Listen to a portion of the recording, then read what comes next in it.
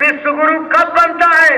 जब भारत का विवेकानंद अमेरिका में जाकर के दहाड़ता है और उसकी दहाड़ को सुन करके अमेरिका की एक काली कलूटी औरत मोहित हो जाती है और कहती है मैं आपसे पर्सनल मिलना चाहती हूँ।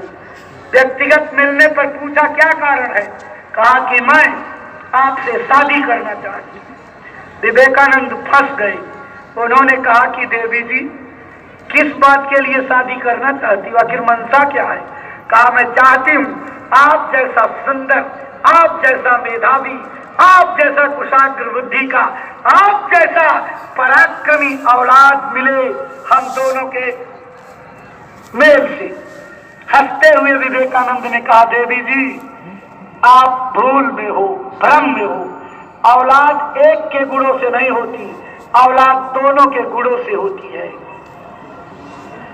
अगर कहीं मेरी सूरत तेरी बुद्धि या तेरी सूरत मेरी बुद्धि उसको लग गई तो बच्चा तो बेमेल हो जाएगा, हूबहू कहाँ मिलेगा।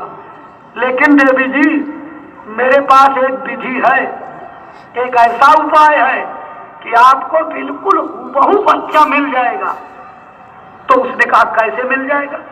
कहा देवी जी बड़ा सरल उपाय है, मैं दिल से आपको अपनी मां मान लेता हूं और तू दिल से मुझे अपना बेटा कबूल कर ले, इसी में तुमको हूबहू बेटा मिल जाएगा।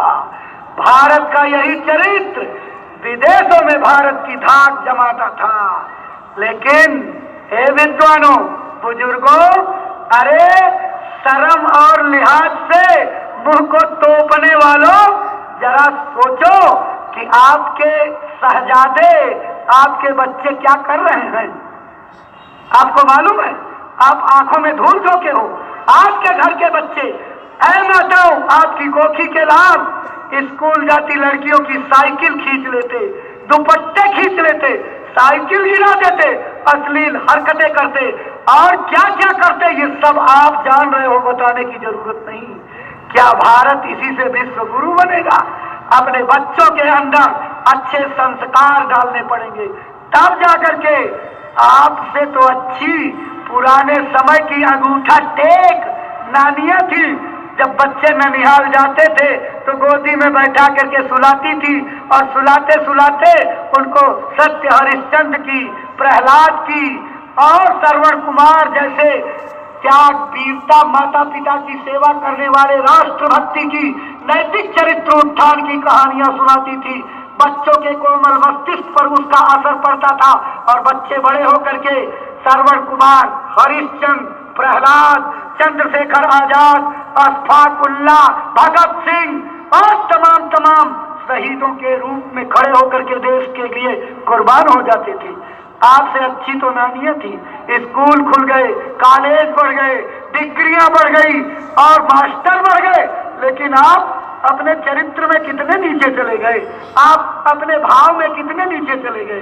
रात दिन पढ़ाई, मारो काटो लूटो पीटो, यही रह गया। ये भारत की शिक्षा है। इसलिए भारत के संस्कार डालने वाले साधु सो गए, तब आपको जगाने की जरूरत पड़ी। आज के 50 साल पहले राष्ट्र कवि मैथिली शरण गुप्त को साधुओं की दशा देख करके बहुत चिंता हुई थी और उन्होंने अफसोसजनक लाइन अपनी भारती में लिखा था, यदि देश के ये साधु ही कर्तव्य अपना पालते तो देश का बेड़ा कभी का पार ये कर डालते।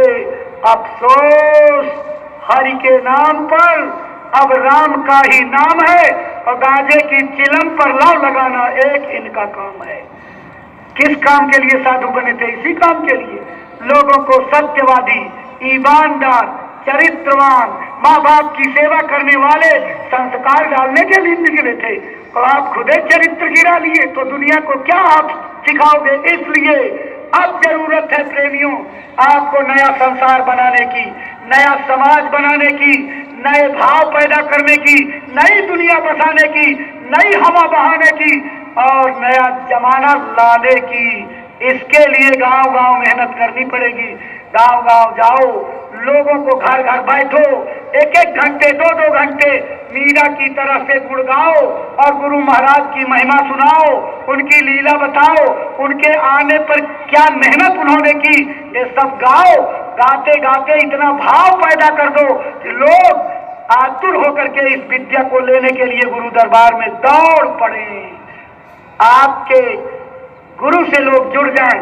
गांव में 11-11 आदमियों की शाकाहार टोलियां, भजनानंदी टोलियां, भजन कराने वाले सेवक उपसेवक का गठन कर दीजिए और हर गांव में जब भजनानंदियों की टोली बन जाएगी, गांव गांव भजन होने लगेगा, तो अपने आप देश में जो है अच्छा समय आ जाएगा। लेकिन अच्छा समय लाने में आपको मेहनत करनी पड़ेगी। ऐ प्रेमी भाई बहनों, मेहनत कैसी करनी पड़ेगी? गांव गोद लेने में अपना समय देना और दूसरी तरफ आने वाली भयावह परिस्थितियों से खुद को बचाना भी है। बचोगे कैसे? गुरु की दया से, भगवान के भजन से। दो के अलावा तीसरा रास्ता नहीं है। गुरु की दया कैसे मिलेगी? सेवा से, समर्पण से, गुरु के प्रति प्रेम से, गुरु के प्रति ईमानदारी से सेवा करने। तो देखो, गुरु महाराज ने सन 80 के दशक में अस्पताल की नींव डाली थी, लेकिन उस समय 2 मंजिल के आसपास बनने पर काम रुक गया। क्यों रुक गया, उसका कारण समझ लीजिए। 2 प्रोजेक्ट गुरु महाराज के सामने थे, एक मंदिर, दूसरा अस्पताल।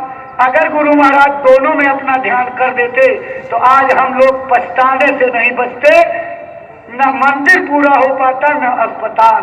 इसलिए गुरु महाराज ने अस्पताल का निर्माण पीछे ढकेल दिया और एकजुट होकर के प्रेमियों, आपसे सेवाएं लेकर के किस तरह आपने सेवाएं दी आपको बखूबी मालूम है।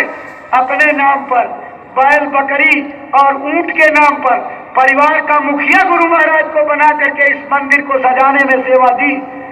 ईमानदारी से 10वां हिस्सा गुरु महाराज का हक बनता है। आए प्रेमियों, गुरु महाराज के नाम को रोशन करने के लिए, उनके सपने को साकार करने के लिए अपनी संस्था के प्रमुख पूज्य महाराज जी ने कमर कस लिया, इरादा पक्का कर लिया, मन में ठान लिया कि गुरु महाराज के नाम का अस्पताल बना करके रहेंगे। आप जा करके देखिए, देखा होगा तो पता लगेगा, नहीं देखा हो तो जा करके देख लीजिएगा। उसकी विशालता का, उसके खर्च का अनुमान